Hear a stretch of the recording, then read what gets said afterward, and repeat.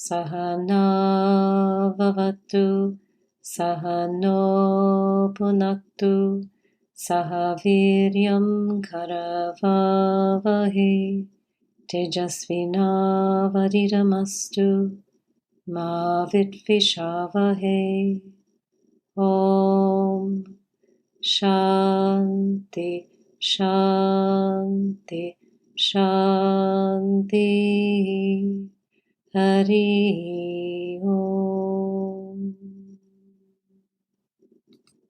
Did you know that you have a group of unseen beings around you? You can call these beings angels or angelic guardians or spirit guides. This group forms an amazing support team that you can access when you learn how to connect with other realms. In today's episode, let's explore this phenomenon and discuss how you can begin tapping in to the other realms so that you can get magical guidance from above and find out what your angels are saying to you. Namaste and welcome to the Spiritual Wealth Podcast. I'm your host, Alexandra Savithri, Director of the American Reiki Academy and the Vedic Healing Center. I'm a Reiki master, Vedic healing master, and spiritual life coach who has practiced and taught spiritual self-development and healing for more than 30 years, led pilgrimages to India, and studied with blessed Indian gurus. In this show, we cover topics related to metaphysics, Reiki, Vedic healing, yoga, manifestation, spiritual growth, and feng shui based upon my studies and work in these disciplines. The aim of this show is to help you awaken, develop, and tap into your spiritual power in order for you to manifest love, happiness, success, well-being, peace, and productivity, so you may blossom into the highest expression of you. Welcome to today's episode, which is entitled, Tune In, Your Angels Have Something to Tell You. Years ago, when I was first studying Reiki, I learned how to tap in and get specific, detailed messages from angels, kind of a download of information from other realms. Now, while this may sound a little bit strange to some of you, I hope you will hang in here for a few moments and open your mind today. To others of you, this concept will sound interesting, and to yet others of you, it will sound completely normal. So when I teach Reiki and Vedic healing, I teach people of all different backgrounds, and I'm used to dealing with different audiences, but I still discuss this phenomenon of connecting with other realms because it is so fascinating and so interesting, and it is going mainstream in some ways, and it will continue to go mainstream as we expand our awareness and really return to the reality of who we are, which is spiritual beings. So today, let me tell you a bit about how I started channeling angelic guidance and give you some insights on how you can start to tap in for your own guidance, or maybe how you can continue to tap in if you already are and deepen that connection. So for me, the whole process of channeling was intriguing and seemed otherworldly and was very interesting and moving as well when I first started. For me, it began formally, I can say, when I started doing Reiki, although I've always been aware of other realms as a child growing up. So when I began to formally tap in and channel, and I'm going to explain what channeling is in a few minutes, the whole process opened me up to other dimensions and insights. It also established firmly, I would say, my belief in other realms, something I always knew, but this was a confirmation for me.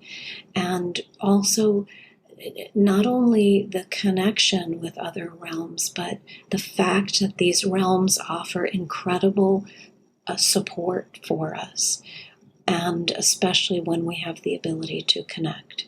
So many times people ask me, how did you begin channeling? How did you begin connecting? And it was initially, as I said, when it was a formal connection, it was through working with another Reiki master who was a friend and a teacher, and she was an artist and a very beautiful soul. And she initially told me to become very, very quiet while I was doing Reiki and to tune in to my heart. And then she asked me to speak what I saw or what I felt. So when I did that, I saw and I perceived and I heard something. But it was more like a silent movie. It was like I was watching little screens from the silent movie. And there were little subtitles, but below each picture I was seeing. And I won't get into this here, but when you delve into the healing arts, and even if you study other related modalities such as hypnotherapy, you learn there are different ways we connect with the other realms. So we have our physical senses, and then we have our extrasensory perceptions. So you may be more visual, which would be clairvoyant, or you may be more auditory, where you hear messages, and that would be clairaudient. You might be more feeling, sensing, which would be clairsentience, and there are other ones as well. But so at first, when you start connecting with other realms, you're experimenting with these other senses and feeling and sensing and perceiving which ones are more dominant for you. So at first, I saw pictures and I saw written words. And I heard something, but it was more seeing the words. It was like watching a silent movie. And later on, it really changed and transformed. But at first, it was kind of arduous, kind of tedious, almost challenging, like when you start a new exercise program. And like many people in the beginning of channeling, I thought I was making up the messages. The messages seemed general, and my ego, that voice inside your head that wants to protect you from making a fool of yourself, was judging all that I heard and censoring it and telling me, don't say that out loud. That can't be channeling. That's just you making up a sentence. But after a while, the whole process became very easy and fluid, and I became accustomed to setting aside the voice of the ego, kind of ignoring it or putting it on the back burner. And then the messages just flowed through me, and there was no longer any doubt. So today the messages stream through me when I do Reiki on someone, or if someone calls me and we do an angelic channeling session on the phone. And I'm always intrigued by the process. So even today, I'm intrigued as I'm doing it. I'm kind of the witness to it. Sometimes people cry when they receive the messages, and always they are incredibly moved You feel a very deep space around the atmosphere. You feel the atmosphere change. You feel an energy come over the space. And it's such a beautiful process. Now, the amazing thing about channeling is that it really does not come to you. People will say, how does that come to you? How do you get the messages? But it comes through you. So yes, you are getting them, you're receiving them, but you are the conduit. So this is why after a channeling session, the memory of the messages is present in the channel, usually just for a very little while. For me, hours later, a day later, it starts to fade away.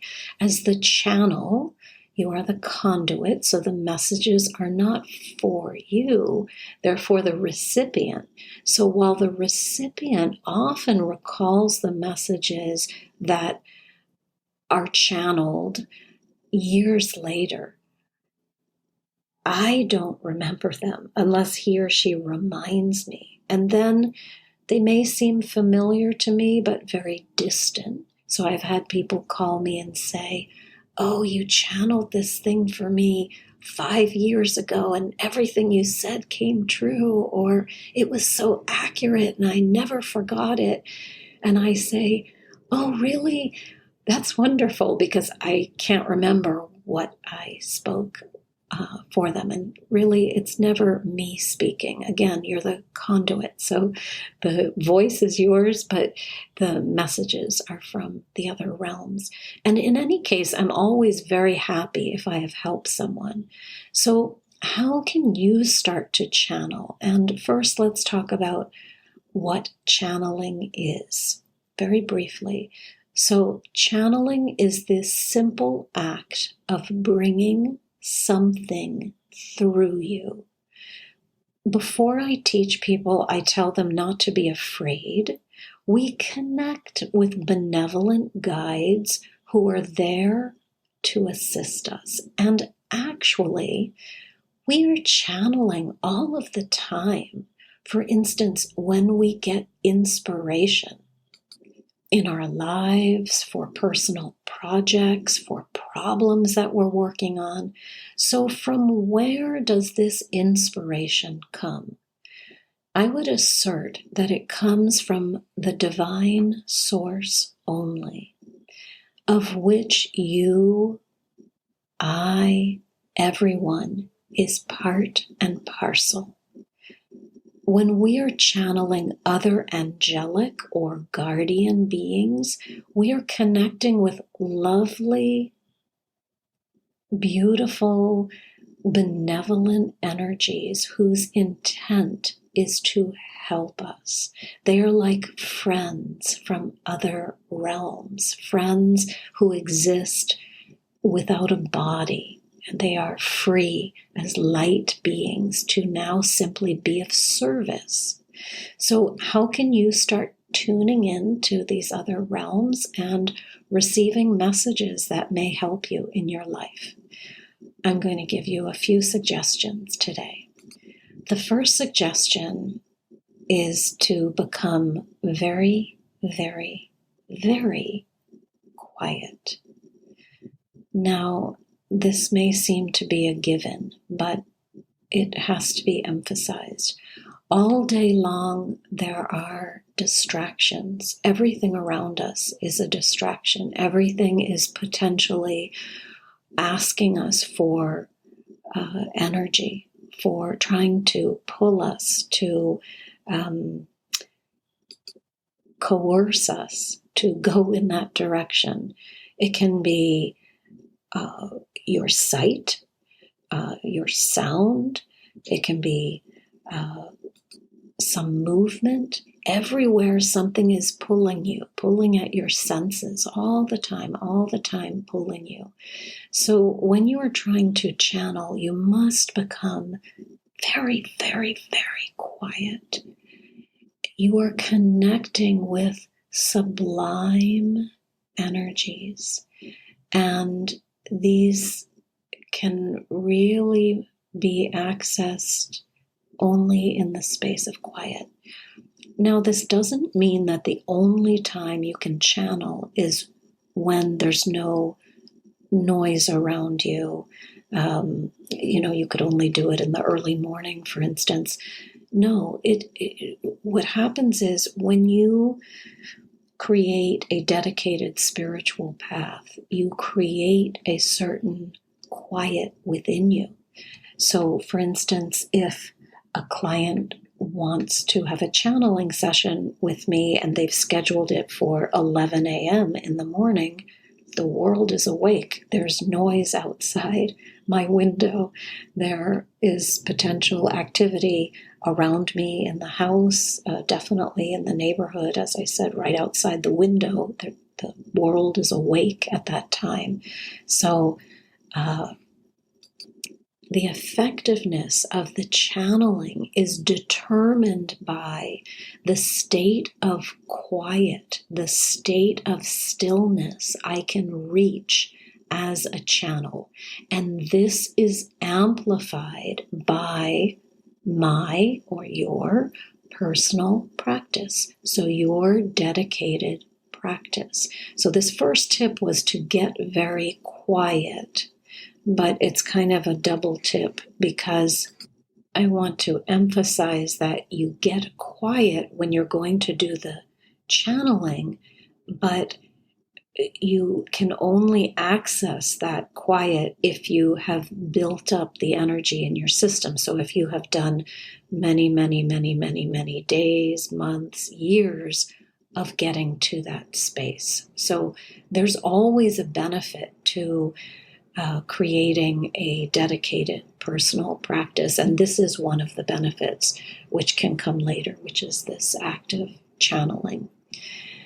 So become very quiet when you're going to channel, but become very quiet on a regular basis so that you can have all sorts of benefits in your life, of which channeling may be one. The second tip is to practice this channeling at first in the early morning when it is really quiet.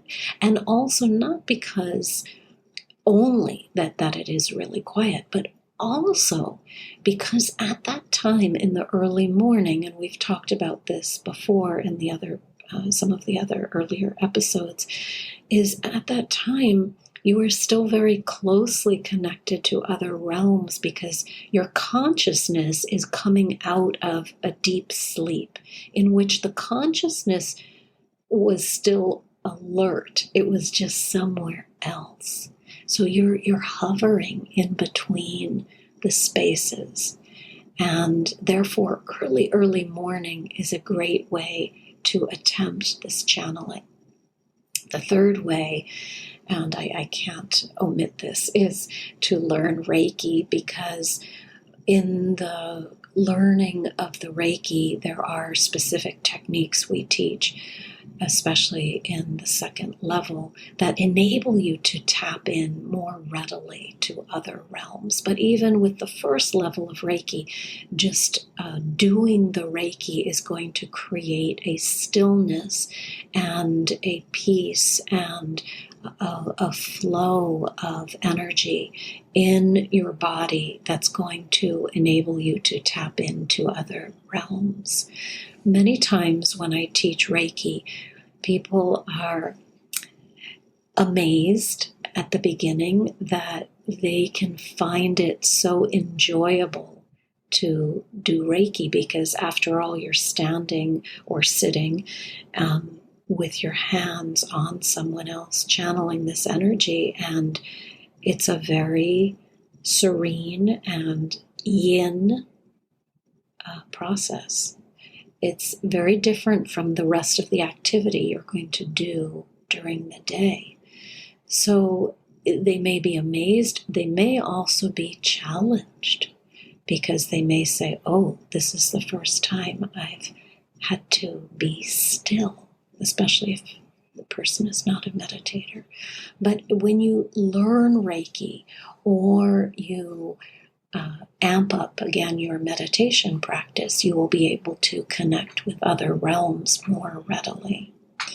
The fourth tip is to write the messages you're hearing. Ask, listen, and then write. And you don't censor what you're writing. So ask, listen, write. You will hear probably the voice of your ego speaking, and then you'll also hear a message. And the messages are very quiet. They're usually persistent, and they're positive. So the voice of the ego will sound different. It will sound, again, like it's going to want to censor the messages. It's going to want to protect you. It may say something silly, but the message will be there, and it will be in the background, and it will be serene and persistent, and sometimes surprising, especially as you delve into channeling more. You will derive more specific messages and messages that are surprising, where you say, "Oh, I could not have known that." It will validate the process for you. It will be less general. At first, you may hear something general and then may want to discount it. But keep going with the process. And if you would like to contact me for a personalized angelic channeling session, I'd be happy to do that with you.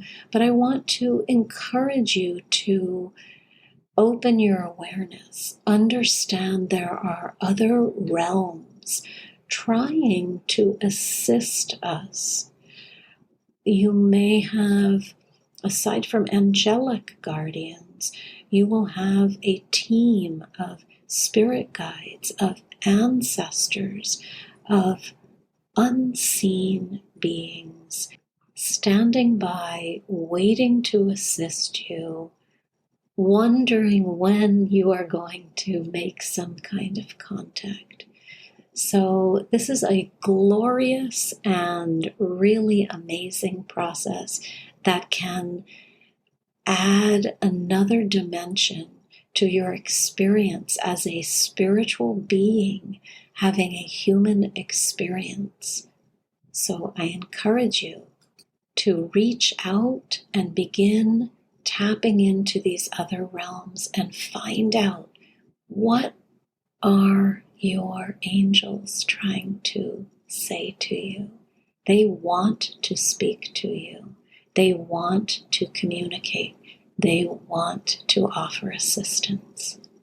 Thank you for listening. If you would like to find out more about how to use spiritual self-development and tap into extraordinary wealth that leads to real-world success and happiness, then please visit the website and contact me so I can be of assistance.